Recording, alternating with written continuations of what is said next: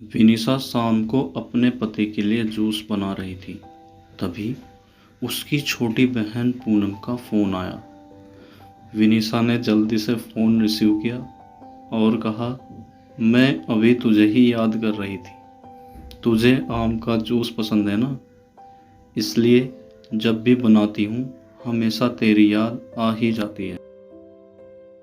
तब पूनम ने घबराते हुए कहा, दीदी, मुझे उस इंसान से डर नहीं लग रहा, पर मुझे उसकी बातों से बहुत डर लग रहा है। यह कहकर पूनम रोने लगी।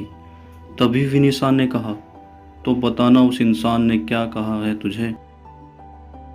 पर विनिशा की बहन पूनम बिल्कुल खामोश थी।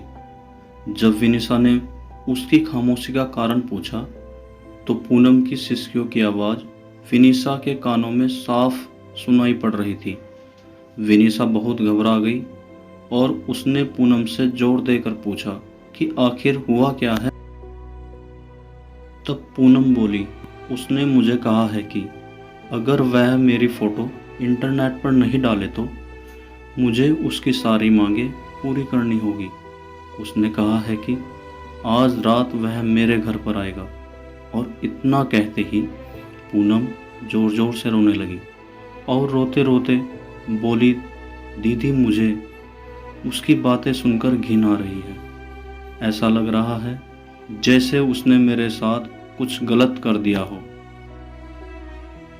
अगर अभी वह मेरे सामने आ जाए तो मैं उसे इसी वक्त जान से मार दूंगी। इतना कहकर पूनम चीखने लगी। तभी विनिशा ने पूनम से कहा, अरे पूनम, तू संभाल अपने आप को और मुझे उस घिनौने इंसान के नंबर भेज। मैं उसे अभी मजा चखाती हूँ। यह कहकर विनिशा ने फ़ोन काट दिया। पूनम ने उस बदमाश के नंबर और उनके बीच हुई बात की रिकॉर्डिंग विनिशा को भेजी। जब विनिशा ने वह रिकॉर्डिंग अपने पति को सुनाई तो दोनों के होश उड़ गए। विनिशा और पूनम दो बहनें हैं। उनकी मम्मी का अभी 3 साल पहले ही देहांत हो चुका है और विनिशा की शादी अभी 1 साल पहले ही हुई थी। घर में बस अब उसके पापा और पूनम ही हैं। अब मोबाइल पर ऐसी धमकी भरी अश्लील बातें कोई भी बेटी अपने पिता को आसानी से नहीं बता सकती। इसलिए पूनम ने सारी बातें अपनी दीदी विनिशा को बताई। अगले दिन ही विनिशा और उसका पति पुलिस स्टेशन पर जाकर उस इंसान के खिलाफ पुलिस कंप्लेंट करवा आए।